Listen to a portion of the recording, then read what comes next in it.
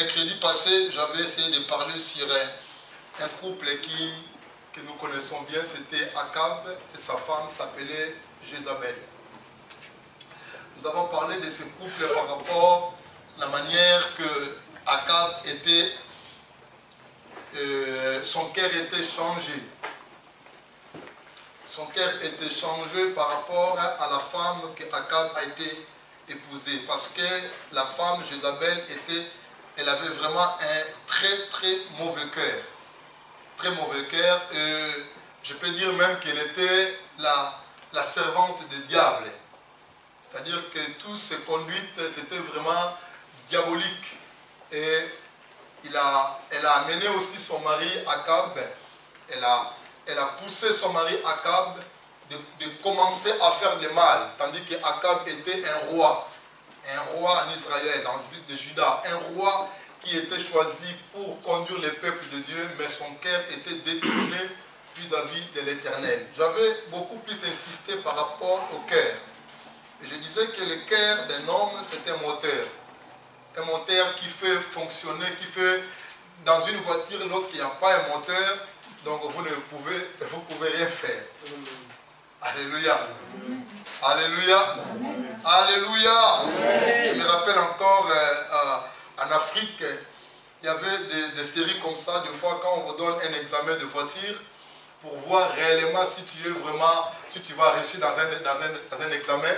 Parce qu'il y a des gens, quand ils prennent l'examen de voiture comme ça, aller faire la conduite, ils prennent directement, ils cherchent à entrer dans la voiture pour démarrer. Or, à préalable, il y a des choses vraiment où nous devons aussi voir, des gorgées, de voir s'il y a de l'huile, de voir s'il y a des choses comme ça. Alors la personne est venue directement, elle a entré pour démarrer. Or, les gens, ils ont fait le jeu, ils ont enlevé le moteur. Alléluia. S'il n'y a pas de moteur, c'est une épave. Alléluia. Même si la beauté est c'est tellement beau ou belle, comment dirais-je, dans la vue comme ça, mais s'il n'y a pas de moteur, c'est une épave. Et là, j'avais insisté par rapport au cœur des enfants de Dieu. C'est très important parce que c'est vrai, le Seigneur a besoin de notre corps, âme, esprit, mais beaucoup plus lorsque le cœur d'une personne est mauvais, ça veut dire que physiquement, nous allons aussi voir ses réactions, nous allons aussi voir ses habitudes et nous allons aussi voir ses comportements. Tout ça vient dans le cœur. Tout ce que nous méditons, avant de faire sortir la chose que nous méditons, ça vient de notre cœur. C'est pourquoi la Bible dit c'est l'abondance du cœur que la bouche parle. Alléluia. C'est l'abondance du cœur que la bouche parle.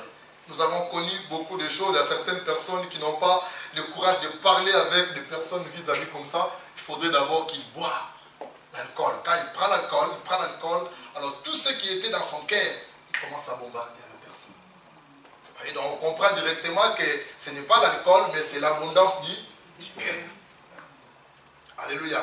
J'aimerais aussi continuer dans ce genre de messages comme ça pour ramener le cœur des chrétiens réellement, que notre cœur soit droit.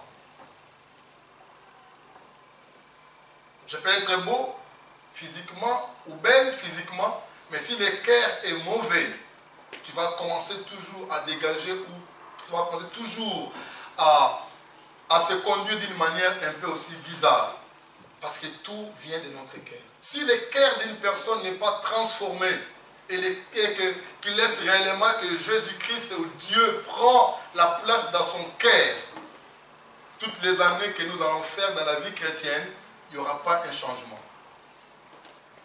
Tu peux prêcher, tu peux passer devant, tu peux chanter, tu peux modérer, tu peux faire tout ce qu'un homme de Dieu peut faire.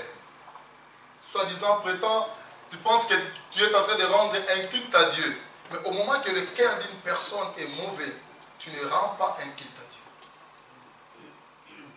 Alléluia. Il faudrait que nous comprenions bien ce que je suis en train de dire. Pour amener vraiment les gens dans le Seigneur, dans la vie de Dieu. Pour que Dieu vit en nous. Ce n'est pas le fait de venir à l'église, c'est très bien. Parce qu'il y a des choses que nous partageons ici. Dehors, peut-être que vous n'allez pas entendre ça. Mais si le cœur d'une personne n'est pas réellement donné au Seigneur, tout ce que nous allons faire, c'est rien. C'est rien. Aujourd'hui, je vais toucher un petit point dans le livre de Malachie. Certains qui disent Malachie, mais nous disons Malachie.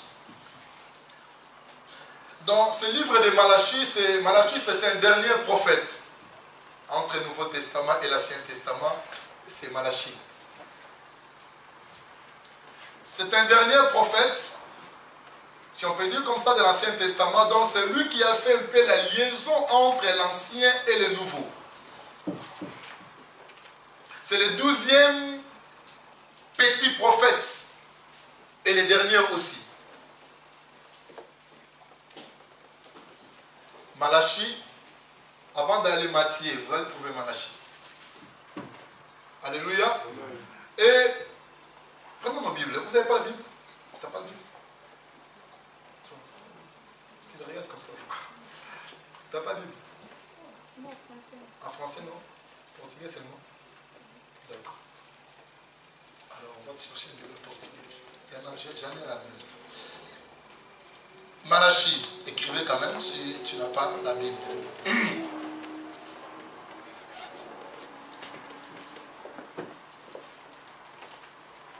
ne parle pas bien français. Lingala au portugais pour elle, ça va. Donc je vais dire Malachie à partir de chapitre 2, mais je vais essayer de lire tous ces livres de Malachie. Ce n'est pas beaucoup, c'est juste 4 chapitres. Donc on peut lire ça même dans 2 heures du temps ou bien 1 heure du temps. Tu peux, vraiment un bon lecteur, il peut lire ça même pour 30 minutes. Si bien sûr nous voulons méditer, tu peux aller peut-être 2 heures ou 3 heures du temps, ou 4 heures du temps même. Et dans ce livre de Malachie, je vis ici que le Seigneur était en train de faire un appel à son peuple, Israël. À son peuple Israël. Je vais prendre d'abord Malachie chapitre 2.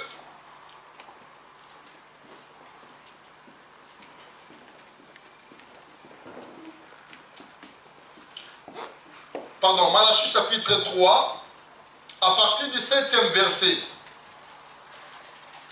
Il dit, depuis le temps de vos pères, vous vous êtes écartés de mes ordonnances. Vous ne les avez point observées.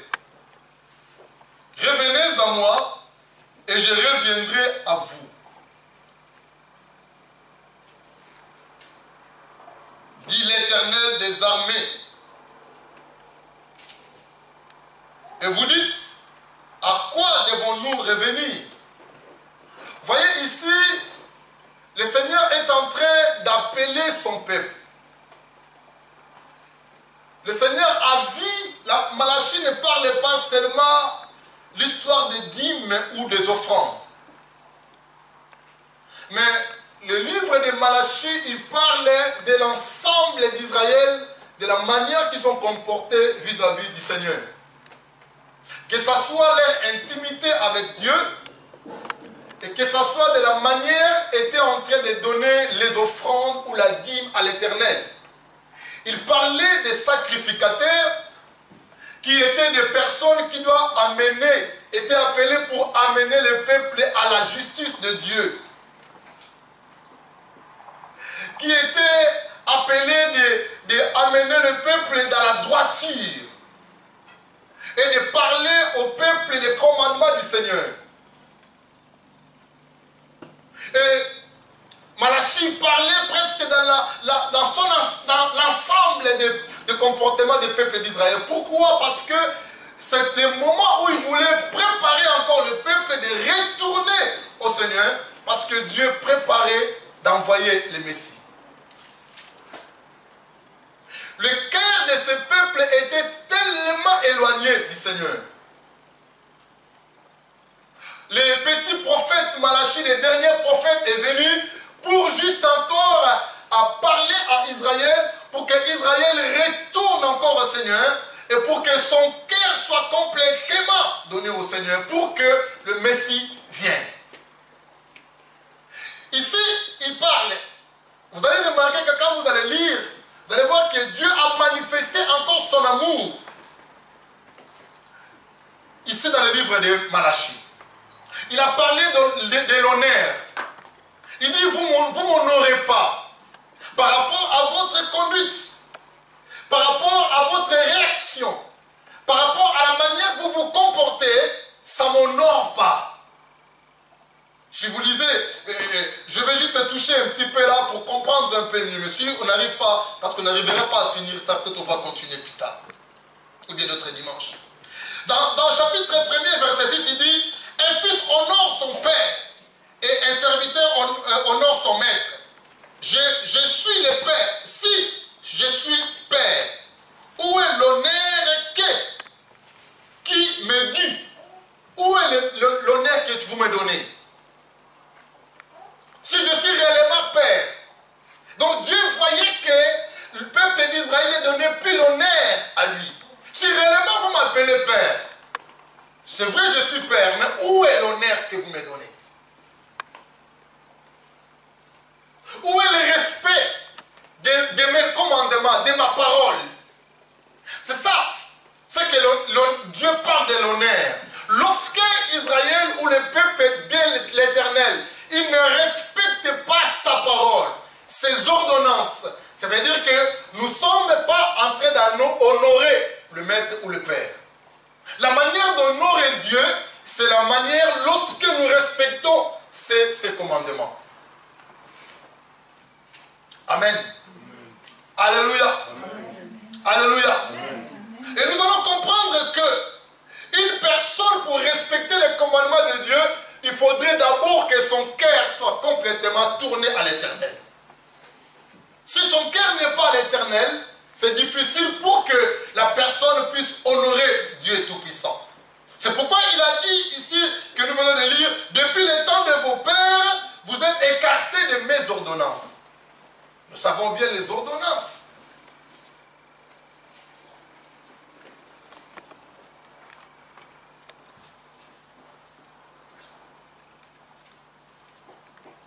Quand nous prenons un exemple d'une ordonnance comme ça, normale, c'est que les médecins nous donnent. Prenons ça comme ça, ordonnance aussi. Nous prenons l'ordonnance et le médecin dit qu'il va prendre les médicaments. Parce que lui, il est une autorité, il est compétent par rapport à cette ordonnance qu'il nous a donnée. Personne ne peut encore changer cette ordonnance que le médecin a donnée. Personne. Soit, avant de changer ça, il faudrait que tu retournes à lui-même. Au moins qu'à son accord, il peut dire que non, oui, je connais encore notre médecin qui est là à côté. Comme je ne suis pas disponible, allez voir mon ami médecin. C'est lui qui va encore ou bien changer pour mettre un médicament et un autre médicament.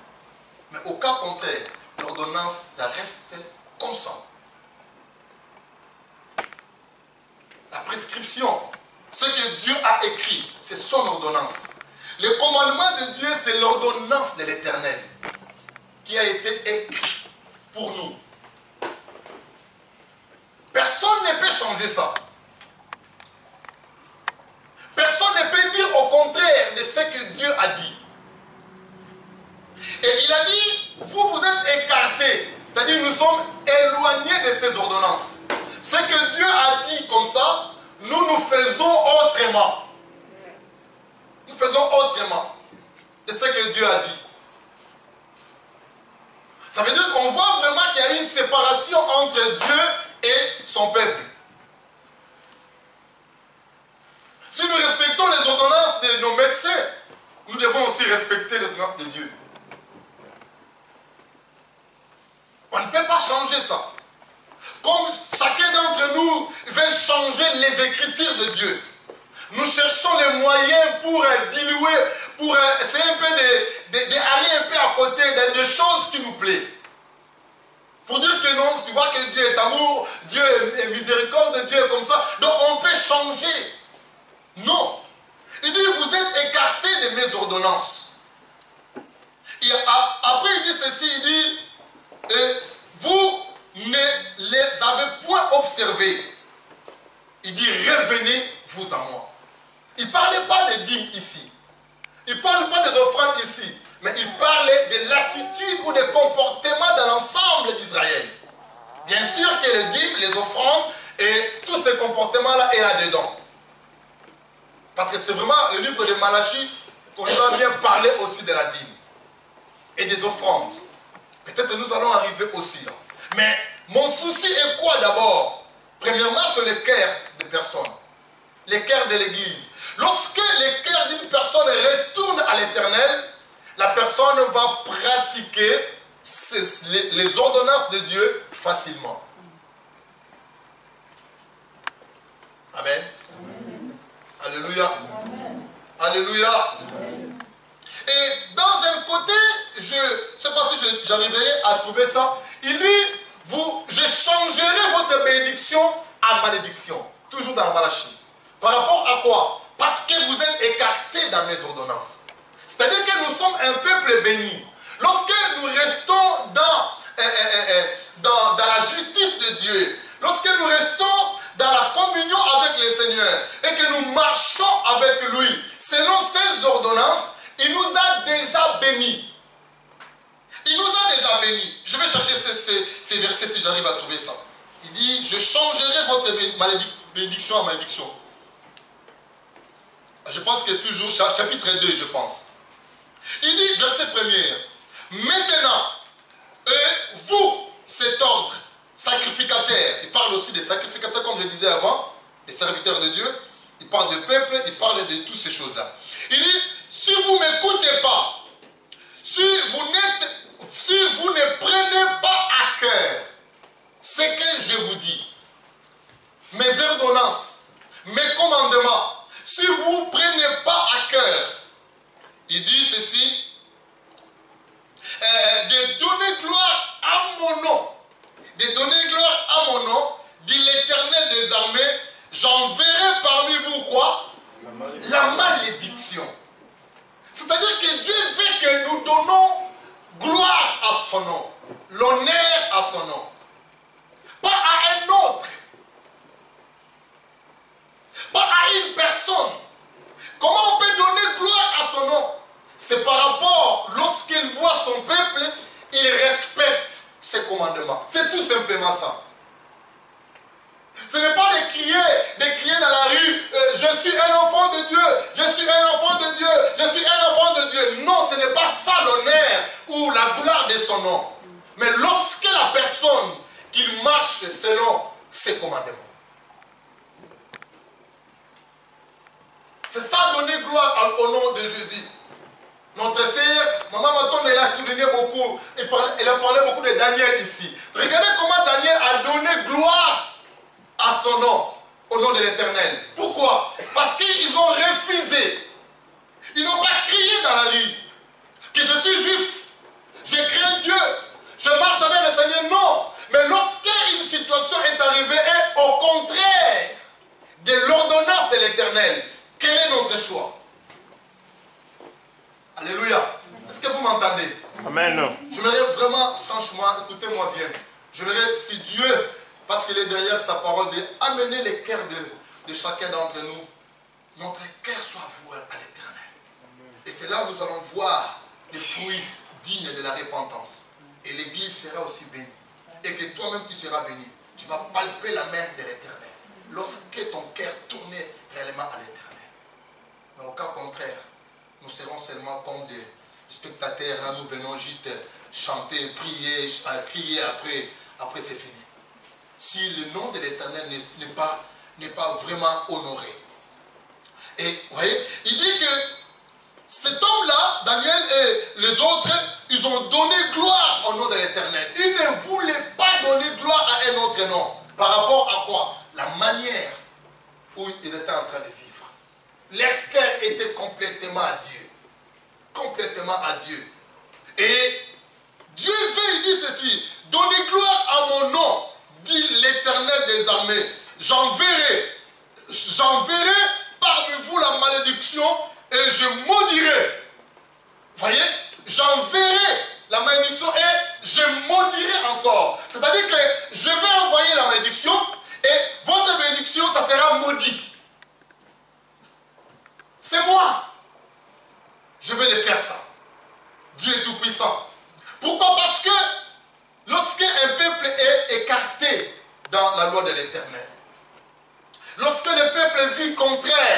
par rapport à ce qui est écrit dans ces ordonnances. Et c'est pourquoi j'insiste beaucoup plus par rapport au cœur. Il était en train de préparer. Il a envoyé Malachie pour préparer encore ce peuple. Et après la préparation du peuple, vous allez voir presque à la fin de Malachie, il parlait de la venue d'Élie, qui est Jean-Baptiste. Pour préparer encore les cœurs des gens. Et après avoir, Jean-Baptiste est venu et Jésus-Christ est venu, le Messie. Il a annoncé déjà la venue du Messie, mais les gens ne peuvent pas recevoir le Messie comme ça avec un cœur dur.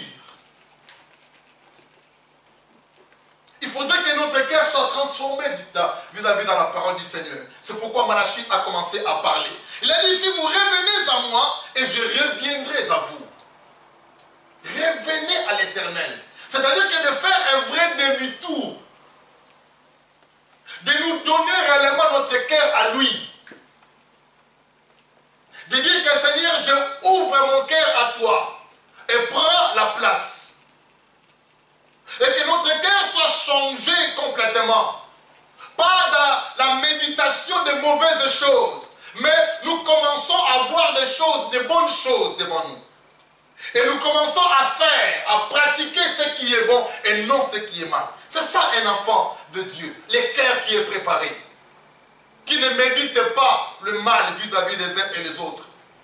Qui ne réfléchit pas le mal. Mais lui, il voit des bonnes choses. Parce que le cœur de Dieu ne réfléchissait pas le mal. Un cœur de Dieu, c'est un cœur bon. Un cœur qui réfléchit positif. Un cœur qui cherche à bénir. Un cœur qui réjouit les cœurs des gens. Ce n'est pas qu'il va s'asseoir comme ça pour méditer le mal. Non. Quand Dieu voulait exécuter le mal, c'est lorsque son peuple est dérouté. Mais, même si c'est là, même lorsqu'il voulait, son peuple va retourner vite, vite, Dieu va toujours faire toujours le bien à son peuple. Le mercredi, nous avons vu avec vous Akab. Akab a médité à faire le mal à Naboth, à sa ville. La ville était à Naboth, comme vous le savez. Mais Akab voulait prendre la ville de Naboth. Il avait aussi la tienne. Mais lui, il voulait prendre aussi la ville de Naboth. Naboth a dit, non, Akab, cette ville-là, c'est de mes ancêtres. C'est notre héritage. Je ne peux pas te donner, même à un prix d'argent. Donc il faut que ça reste l'héritage de la famille. Alors, Akab, lorsqu'il est rentré à la maison, sa femme l'a vu triste. Il a dit, mais pourquoi tu es triste comme ça? Il a dit, mais regarde comme j'ai proposé à Naboth. De me donner moi sa ville, il ne veut pas. Il dit, oh, mais ça c'est un petit problème. Tu me connais que moi je suis Jézabel. Tu me connais bien. Je vais détruire la vie de Naboth là, ne t'en fais pas. Elle a manipulé la chose jusqu'à tel point que de tuer Naboth. Lorsque Naboth était tué, et Akab a pris la vigne, l'Éternel intervient. Il dit que ce que tu as fait, je t'ai vu. Tu es un assassin. Pourquoi ton cœur est détourné comme ça? Il a dit, ce que tu as fait, tu verras ce que moi je vais te faire aussi. Qu'est-ce que je voulais dire par là?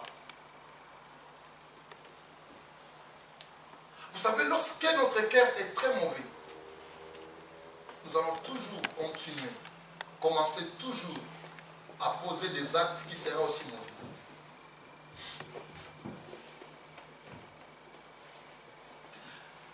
Mais Dieu est capable de changer la personne, le cœur mauvais, de devenir un cœur bon. C'est ça, c'est le travail de Dieu. Ça, c'est le travail du Saint-Esprit. Parce que personne ne peut s'élever comme ça pour dire que moi je suis vraiment bon, je suis bon. Non. Il y a des parties que nous sommes bons, il y a une partie peut-être nous ne sommes pas bons. Mais lorsque nous venons en Christ et que nous laissons notre vie en lui, nous donnons notre cœur à lui, lui le Seigneur commençait à travailler dans notre cœur. C'est là où maintenant il transforme notre cœur et le cœur devient un cœur bon. Alléluia. C'est ça le cœur d'un chrétien. Ne peut pas être moitié bon, moitié mauvais. Amen. Amen. Alléluia. C'est difficile, hein? Amen. C'est un peu difficile, peut-être pour les autres. Mais vraiment, je vous parle de la réalité de la vie chrétienne. La vie chrétienne, lorsque notre cœur est partagé de moitié-moitié, sache que Dieu n'est pas là. Dieu n'est pas dans les moitié-moitié. Un moitié bon, un moitié mauvais. Mais Dieu est vraiment, il vit là où le cœur d'une personne est vraiment bon. Le cœur était mauvais avant, mais maintenant, depuis que je suis en lui, et mon cœur est transformé, mon cœur est bon. Malgré que les gens vont me faire du mal, mais moi, mon cœur doit être toujours bon. Ça, c'est le cœur de Dieu. C'est pourquoi il dit ici, si vous lisez presque à la fin, il dit, dans verset 5, chapitre 4, hein, j'ai sauté un petit peu pour conclure un petit peu. Chapitre 4, verset 5, il dit, voici, je vous enverrai Élie les prophètes, avant que le jour de l'Éternel arrive, et ce jour grand et redoutable, il ramènera les cœurs des pères. Élie, les prophètes que Malachie parle ici, c'était Jean-Baptiste.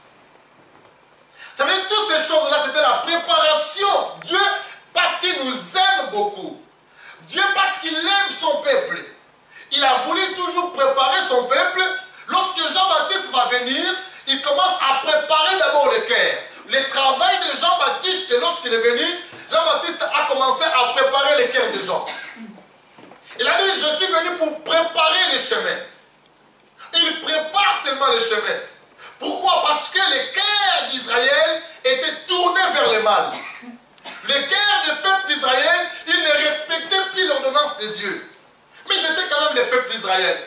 Mais au niveau de l'ordonnance, de l'observation de la parole de Dieu, ils n'observaient plus la parole de Dieu. Ils faisaient de n'importe quoi. L'amitié ou l'intimité qu'il était avec Dieu était complètement rompue.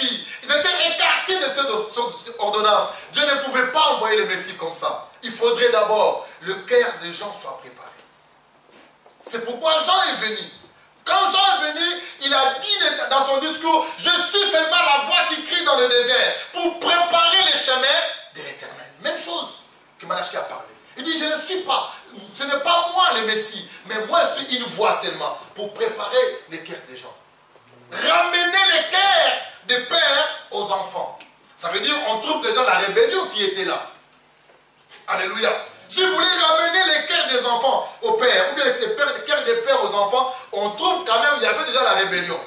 Donc les enfants n'écoutaient plus leur père. Comme Israël n'écoutait plus leur père qui était Dieu. C'est pourquoi il dit, je veux d'abord que vous retournez vers moi. Et lorsque le cœur va retourner au Seigneur, c'est là où nous voyons, c'est beau, quand nous voyons quelqu'un qui était païen, il s'est donné en Christ, et maintenant il commence à faire des bonnes choses. Ça fait du bien. Ça fait vraiment du bien. C'est là où les gens disent que réellement cet homme a changé. Amen. C'est là où les gens vont constater réellement cet homme ou cette femme a complètement changé. Avant, il n'était pas comme ça. Mais maintenant, regarde ça, des choses qu'il fait. Mais qu'est-ce qui se passe dans la vie de cet homme ou cette femme? Mais parce qu'il a reçu le Seigneur, parce que le Seigneur a entré dans son cœur et il a transformé son cœur. Celui qui était meurtrieux, celui qui était voleur, celui qui était des paroles un peu bizarres, des réponses un peu très bizarres, mais il change. C'est le cœur, ça vient du cœur. Celui qui était brutal maintenant, il devient un peu calme. Ça, c'est le travail du Saint-Esprit, le travail de Dieu qu'il fait dans la vie des personnes. Regardez ce qu'il a dit encore ici, au sujet des offrandes et des dîmes.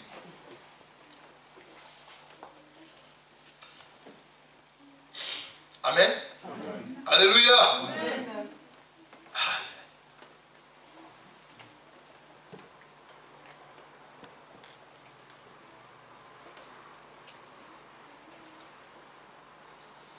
Si vous lisez dans...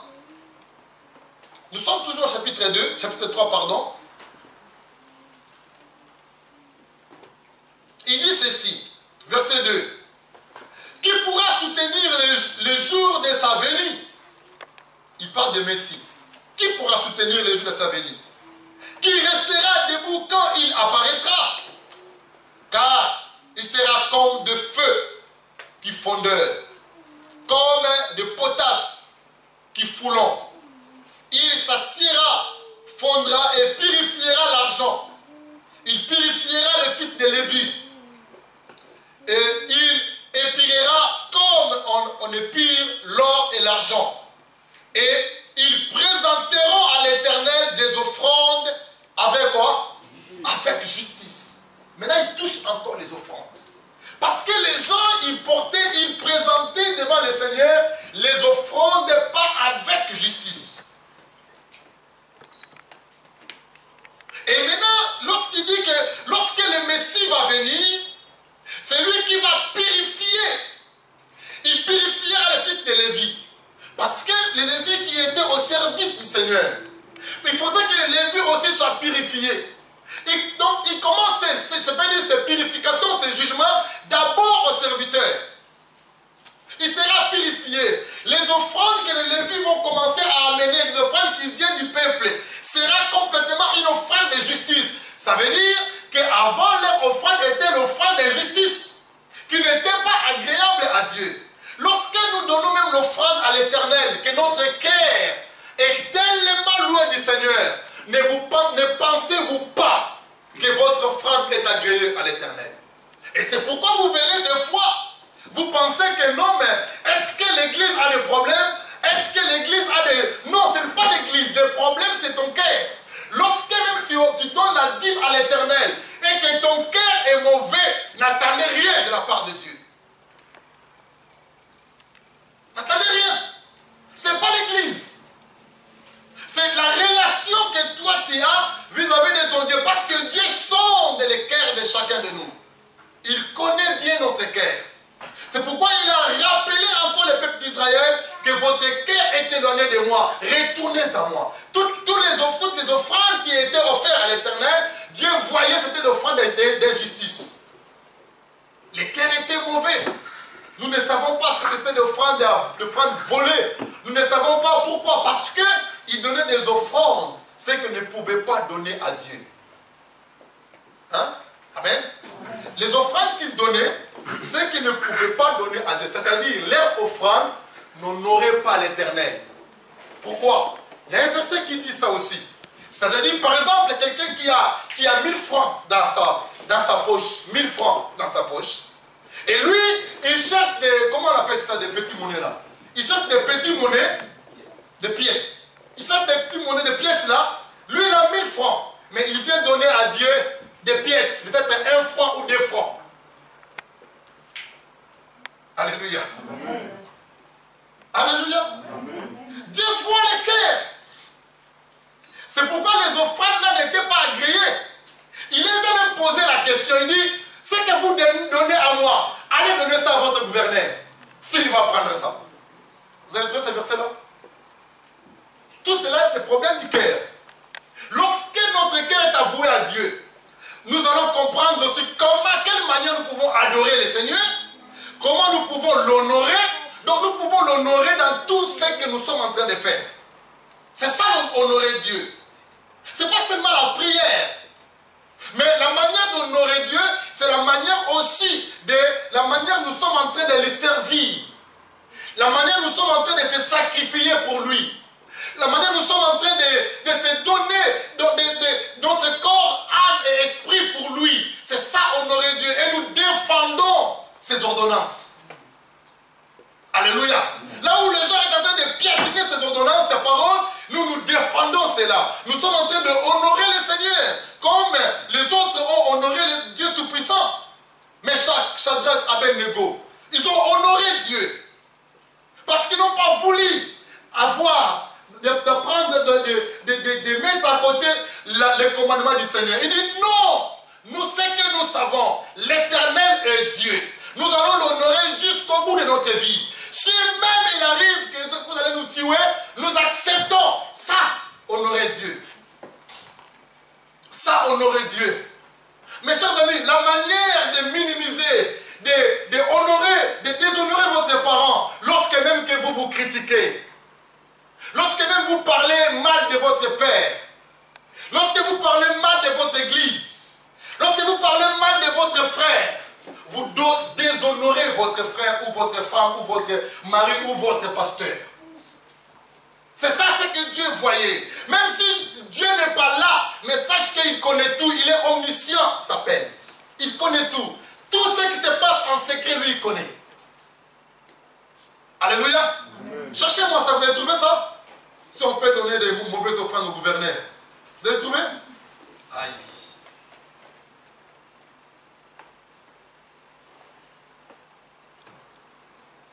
On n'a pas trouvé, hein? C'est pas grave. J'avais mis ça à côté, mais ça m'a échappé un petit peu. Mais on va revenir. On va lire chapitre 1er. Chapitre 1er, verset 11. Commencez à verset 11. Verset 8. Verset même 8. Voilà. Non, verset 6. On a déjà lu verset 6. Et maintenant 7. Vous offrez sur mon autel des aliments impurs. Et vous dites, à quoi t'avons-nous profané? À quoi t'avons-nous profané? Il dit, c'est en disant, la table de l'Éternel est méprisable, pardon. Et quand vous offrez en sacrifice une bête aveugle, soulignez dans votre Bible, hein? Soulignez dans votre Bible, dans la manière aussi d'honorer le Seigneur. Voilà là où vous sentez que le cœur des personnes est très mauvais. Ça, c'est le cœur. Ça, c'est le cœur. Imaginez-vous vraiment quand vous êtes là, quelqu'un qui vient, il voulait me donner 2 francs. Ah, au moins, vraiment que Dieu vous a mis à cœur. Hein? Vous venez donner au pasteur 1 franc, 2 francs. Dit pasteur, j'ai un franc ici, tu peux prendre ça. Est-ce que vous m'honorez là? Au moins que vous avez que ça, que Dieu vous a mis vraiment à cœur. Mais sinon, même moi-même, j'aurais de la peine pour recevoir ça. 2 francs. Alléluia. Amen. Alléluia. Ça, lorsque la personne est écartée et son cœur est loin de l'Éternel. Continuez la lecture. Et une bête aveugle. N'est-ce pas mal? N'est-ce pas mal? Il dit, quand vous offrez une boiteuse ou infirme, n'est-ce pas mal? C'est-à-dire, le peuple faisait des choses et il croyait que Dieu ne voyait pas. Ils préparaient des offrandes dans leur maison. Ils avaient des bonnes bêtes qui étaient là et des belles offrandes qui peuvent amener à l'Éternel. Mais ils disent, non, ça je garde pour moi-même. Ils ont pris une bête qui est boitée, une bête qui n'est plus importante en lui-même et ils amènent ça à l'Éternel. Quel cœur! Dieu n'était pas là. Et même était en train de faire cette résolution. C'est-à-dire ce que vous faites là aussi. Nous avons quelque chose à la maison où nous avons, comme je disais, exemple, 100 francs ou 50 francs, mais nous trions 5 francs pour donner ça à Dieu. Donc pour toi, pour nous, nous voyons que Dieu mérite des 5 francs. C'est ça, déshonorer l'Éternel. Et c'est pourquoi nous ne sommes pas bénis. Au sujet de l'offrande et la dîme, c'est pourquoi nous ne sommes pas bénis. Mais au sujet de notre intimité avec Dieu, nous sommes écartés à ses ordonnances. Les gens veulent vivre comme tout le monde. Il faudrait un petit peu léger, disons, diminuer un petit peu. Tu vois, tu es tellement dire, Dieu est amour, il ne faut pas faire ceci, il est un Dieu d'amour. Donc les gens veulent que nous diminuons, mais ce n'est pas nous, c'est la parole qui nous a dit ça. Nous voulons pratiquer seulement la parole.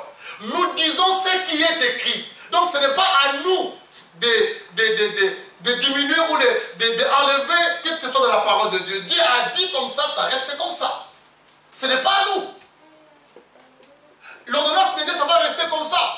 Ce n'est pas parce que nous sommes en Europe ou parce que nous étions en Afrique. Non, ça n'a rien à voir. J'ai demandé un homme ici. Je dis, mais si vous voulez, amenez-moi une Bible africaine.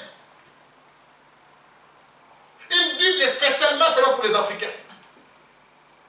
Je ne sais pas s'il y en a. Parce que lorsque nous parlons des choses, certaines personnes voient comme nous sommes un peu trop durs. Peut-être que ce n'est pas vraiment comme ça. Mais nous appuyons sur la parole de Dieu. Cette Bible est venue pour tout le monde. Donc nous avons qu'une seule Bible. Que ça soit, les versions soient un peu différentes, mais la parole est toujours la même. Donc nous ne pouvons pas changer. Alléluia.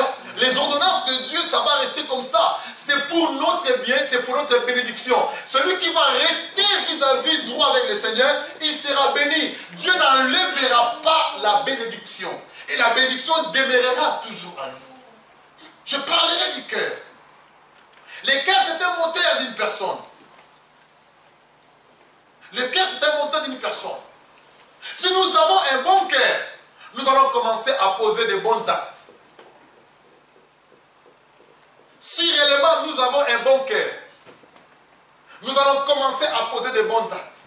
Et les gens vont nous dire, pas seulement les gens, mais notre Seigneur aussi, il sera content de nous par rapport à notre cœur. Faites effort de demander au Seigneur réellement de changer ton cœur. Parce que c'est important. Il a besoin de nos cœurs, il habite dans nos cœurs. Il habite là, dans nos cœurs. Et lorsque le cœur d'une personne est très bien, il va commencer toujours à faire. Et puis vous allez voir, il va commencer à refléter Dieu. Quand le cœur d'une personne est bon, vous allez voir qu'il va refléter le Seigneur. Il sera bon aussi. Et c'est le cœur qui va nous identifier que réellement nous sommes des enfants de Dieu. Ce n'est pas les habits. Ce n'est pas la manière de prier.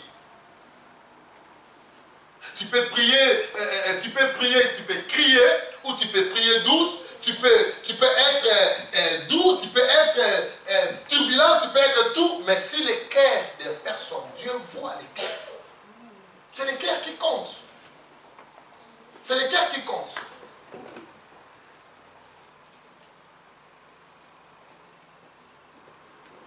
Alléluia. Lorsque Caïn et Abel sont allés dans un champ pour aller offrir à l'Éternel une offrande, c'est là où nous voyons aussi le cœur d'Abel. Cet homme avait un bon cœur. Mais Caïn, dans son cœur déjà, il méditait déjà le mal. Regardez le cœur de Caïn. Il méditait le mal. Et jusqu'à tel point, il est allé tuer son frère Abel. Les mercredis, nous avons partagé avec vous ici. Mais pourquoi Dieu a permis qu'Akab tue le Naboth? Pourquoi Dieu a permis ça? Pourquoi Dieu a permis aussi que Caïn puisse tuer son frère Abel? Est-ce que Dieu ne voyait pas? Dieu voyait. Il voyait tout. Des fois, il laisse la volonté de la personne. Mais il ne laisse pas un pécheur impuni. Alléluia. Il va te poursuivre toujours. Que ce soit Akab, que ce soit Caïn, Dieu les a poursuivis. Il a dit à Akab, comme tu as fait ceci, tu verras ce que moi je vais te faire. Et il a dit à Caïn, Caïn, parce que tu as fait ceci, tu vas voir. Moi aussi je vais te tuer. Celui qui te voit va te tuer. Il a dit, non, Seigneur, tes châtiments sont trop lourds. Je vais même, celui qui me voit me tuera rapidement que je meure. Dieu a mis Caïn ainsi, afin que lorsque quelqu'un voit Caïn, il ne soit pas. Dieu lui-même a commencé à poursuivre Caïn jusqu'au bout de sa vie. Pour dire que, mes chers amis, Dieu nous appelle d'avoir un cœur bon. Nous allons continuer à lecture rapidement, je vais finir là. Il dit, verset 9, verset 8. Offrez-la donc à ton gouverneur. Te recevra-t-il bien? Te fera-t-il bon accueil? Il pose des questions. Hein? Va donner votre offrande que vous donnez à Dieu, à un gouverneur, un homme comme toi. Un homme comme toi. Un gouverneur, ce n'est pas quelqu'un spécial. Hein? C'est un homme normal comme ça.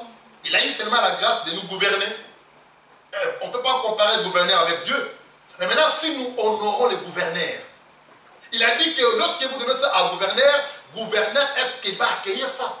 Les offrandes là boiteuses. Une offrande méprisable. Dit l'Éternel des armées, verset 9. Priez Dieu maintenant pour qu'il ait pitié de nous. Ils sont reconnus leurs fautes. Ils ont reconnu leurs fautes. Il dit priez Dieu maintenant afin qu'il puisse avoir pitié de nous. C'est de vous que cela vient. Vous recevrez-il favorablement, dit l'Éternel? Lequel de vous fermera les portes pour que vous allimiez pas en vain le feu sur mon autel. Je ne prends aucun plaisir à vous, dit l'Éternel des armées. Je ne prends aucun plaisir. Vous venez avec les offrandes, vous donnez les offrandes, vous priez, vous criez. Dieu a dit, je ne prends aucun plaisir. Votre cœur est éloigné de moi. Vous ne respectez pas mes ordonnances. Vous ne mettez pas en pratique ma parole. On se moque de Dieu. Voilà les chrétiens du XXIe siècle. Nous nous moquons de l'Éternel des armées. Or, c'est une personne que nous devons vraiment honorer et respecter. Dieu. En dehors de lui, il n'y a pas d'autre que nous pouvons respecter comme Dieu. Donc même lorsque nous sommes seuls dans ta chambre, tu es tout seul, sache que Dieu te voit. Il est appelé d'être respecté. Il est appelé d'être honoré. Même lorsque nous sommes seuls. Parce qu'il te voit. Au moment où ils préparaient leur offrande dans leur maison, mais Dieu les voyait. Dieu les voyait. Donc craignons l'Éternel. Amenez notre cœur devant Dieu Tout-Puissant. Alléluia. Amen. Regarde ce qu'il dit encore. Verset combien? 10 à la fin. Et les offrandes de votre main ne me sont point agréables. Vos offrandes ne me sont point agréables. Si les offrandes n'est pas agréable à Dieu, ni les offrandes ou la dîme, n'attendez rien de sa part. Or, quelqu'un qui sera fidèle à la dîme, si son cœur est bon, cette personne est complètement bénie. Mais lorsque son cœur n'est pas bon, attention, n'attendez rien de la part de Dieu. Parce que j'entends souvent les gens disent que j'ai beaucoup donné à l'église, j'ai fait ceci, je donne d'offrandes, je fais ceci, mais moi je trouve qu'en retour il n'y a rien. Est-ce que ton cœur est complètement au Seigneur? Parce que vous donnez ça à Dieu. Nous ne donnons pas ça au pasteur. Au propos des dîmes, des offrandes. Aussi longtemps que si je travaille moi-même aussi, je fais l'effort de donner la dîme. Je donne mon offrande, je donne ma dîme, comme vous tous. C'est-à-dire, vous ne donnez pas ça au pasteur, mais à Dieu. Mais il faudrait que notre cœur soit réellement ouvert à l'Éternel. Le cœur soit bon. Dieu n'est pas injuste. Quelqu'un qui donne sa dîme, qui est fidèle à sa dîme, et Dieu le laisse comme ça. Non. Lisez bien Malachie 3, vous allez voir. Il a dit, je vais ouvrir les écluses du ciel pour vous. Je m'énoncerai ceux qui vont s'élever contre vous. Vous savez, des fois même, on n'a pas le temps de chasser les démons. Lorsque nous respectons les commandements de Dieu, lui, il a dit, je m'énoncerai ceux qui vont venir vous dévorer. Vous savez, ça, c'est quel verset là? Du chapitre 3.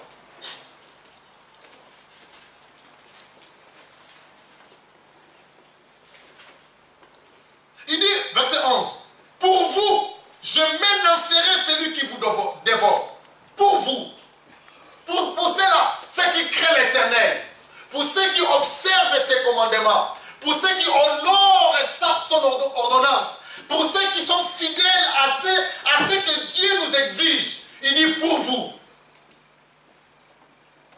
Je me lèverai moi-même. Tu dormiras tranquille. Tu n'auras pas besoin de chasser les démons. Si tu respectes les commandements du Seigneur, si notre cœur est avoué à l'Éternel des armées, et si nous vivons vraiment bon, nous sommes bons dans notre cœur, mes chers amis, il dit pour vous, je m'énoncerai, moi-même l'Éternel, je me lèverai et je m'énoncerai. Je m'énoncerai, c'est lui qui dévore. Et il a dit, qu'est-ce qu'il a dit encore? Et il ne vous détruira pas le fruit de la terre. C'est-à-dire, il ne touchera pas vos biens. Les diables. Il ne touchera pas vos biens. Je vous ai donné un jour ici un témoignage. Je vais finir. Maman, tu m'as donné aussi tard. Hein. Je vais finir. Un jour, dans notre église, là où j'étais en Angola, il y avait un papa qui était là. Je pense que mes enfants, ils connaissent bien ces papas-là. Papa Matumona. Ces papas-là, lorsqu'ils laissaient l'argent dans la maison ou dans la poche, l'argent disparaît. Il vient, on ne jamais laissé l'argent ici dans cette poche-là. Mais où est parti cet argent? Il commence à, des fois, à gueuler, discuter avec les enfants. Mais qui a volé cet argent? On ne savait pas qui volait cet argent. Mais je pense que c'est le diable. Vous savez, quand le diable voulait vous détruire, il a tellement plusieurs manières à travailler. Alléluia. Il a plusieurs manières à travailler. Dernièrement, nous sommes arrivés ici seulement ici à Monter. Je vais parler de ma monde. Ici à Monter. Une dame qui donnait la dîme souvent. Elle donnait la dîme, et puis à un moment, il a arrêté sa dîme. Moi je dis, mais qu'est-ce que je vais faire? Vous donnez ça à Dieu, pas à moi. Et puis dernièrement, les diables commencent à les menacer. Parce que ça fait déjà depuis, je pense que janvier, il donne plus. Je ne sais pas s'il donnait ça où, mais il donne plus. Les diables commencent à les menacer. Ils commencent à voir des choses qui tombaient dans sa maison, les bruits dans la maison. Mes chers amis, il m'a appelé vite. Papa, pasteur, il faut que tu viennes. Papa, pasteur, il faut que tu viennes. J'ai la dîme ici. Oh, la dîme, toi tu m'appelles pour la dîme. J'ai la dîme ici, papa, il faut que tu viennes ici. Vraiment, les diables me menacent. Et puis, on est arrivé là-bas et on voyait, il nous a montré des choses qui tombaient dans les toits. Mais on ne voit absolument rien parce qu'on voit les bétons. Mais on ne voit rien. Mais lui, elle-même, elle nous a dit que des choses là que vous voyez par terre, ça vient d'en haut. Et des fois, quand on dormait, on sent des bruits comme les assiettes sont renversées. Brrr, ici, en Europe. Directement, il a pris l'enveloppe et prenez d'abord la dîme. La dîme, c'est ça, dîme. J'ai dit, oui. Vous voulez corrompre Dieu ou bien quoi? Vous voyez? Les diables commencent à les menacer et elle-même, il commence à me donner. Elle me donnait l'enveloppe. Rapidement, j'ai pris l'enveloppe, j'ai mis à côté. Je dis, non, moi, je ne suis pas venu ça pour ça. Même si tu fais ça aujourd'hui, si tu ne seras pas fidèle les jours à venir, l'ennemi, il va te menacer encore. Voyez comment Dieu nous protège par rapport lorsque nous restons fidèles à lui. La bénédiction de Dieu va s'ouvrir pour toi. Et ses papas, ils perdaient beaucoup d'argent. Et un jour, il est parlé avec pasteur. Pasteur a dit, mais papa m'a dit, est-ce que toi tu donnes la dîme? Oh non, je ne donne pas. Tu ne donnes pas. Alors, va amener ta dîme, je vais prier pour toi. Restez fidèle à la dîme et je vais commencer à prier pour toi. Il a amené la dîme au pasteur. Le pasteur a prié pour cette dîme-là. Et puis depuis ces jours-là, il laisse l'argent dans la poche, il va au travail, il trouve ça à la poche. Amen, amen. Alléluia. Amen. Le respect de la parole de Dieu. Lorsque notre cœur est complètement, mes chers amis, le mal que tu as médité là, ou ce que tu médites, est-ce que tu trouves vraiment que le Seigneur est content de ça? Le mal où tu médites, tu trouves que le Seigneur est content? Comme Jézabel était en train de méditer faire Naboth le mal. Comme Caïn, il méditait faire Abel le mal. Un enfant de Dieu n'agit pas comme ça. Et c'est pourquoi j'aimerais vraiment vous prier encore cet après-midi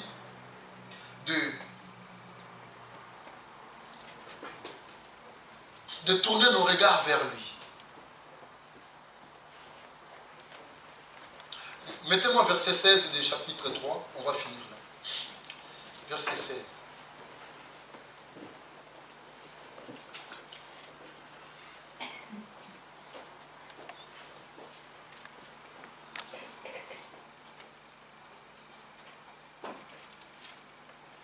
Verset 16, chapitre 3 de Malachie.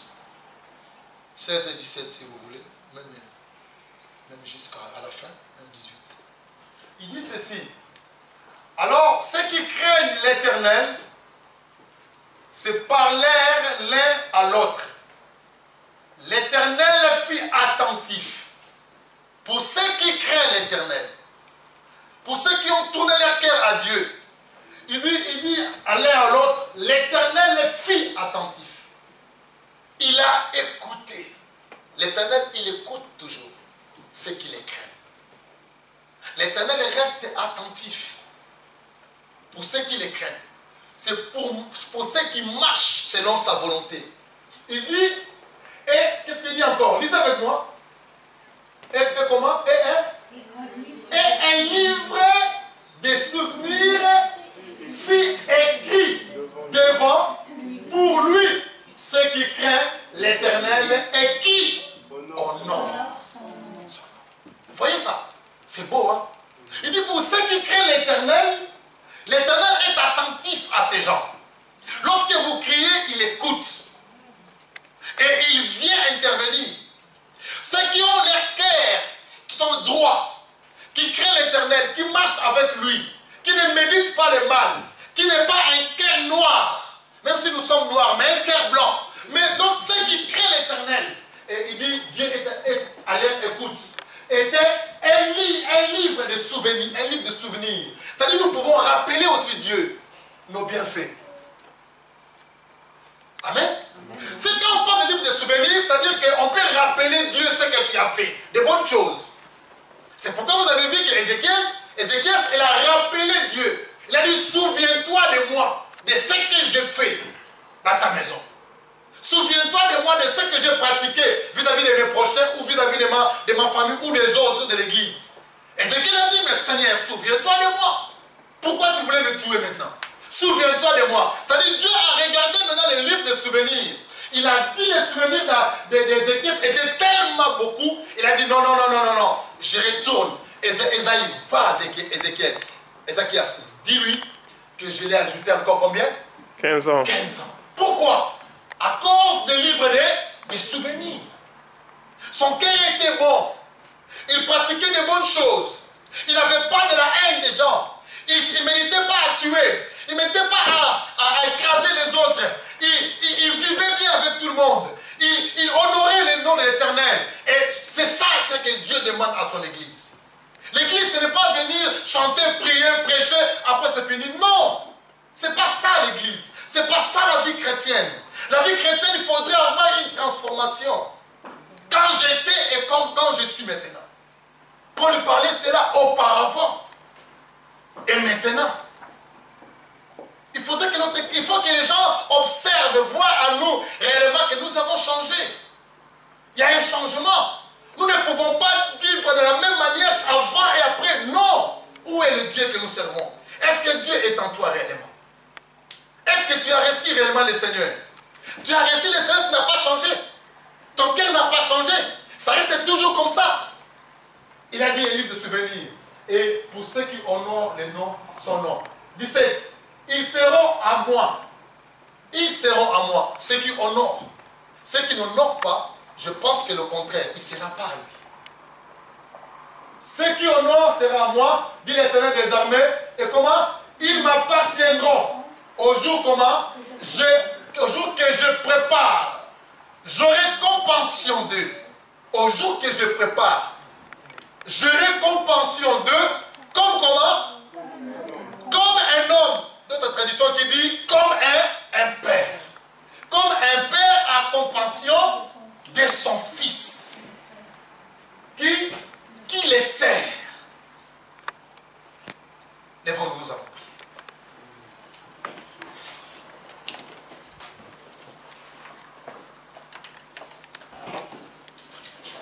La prière de cet après-midi que le Seigneur change mon cœur.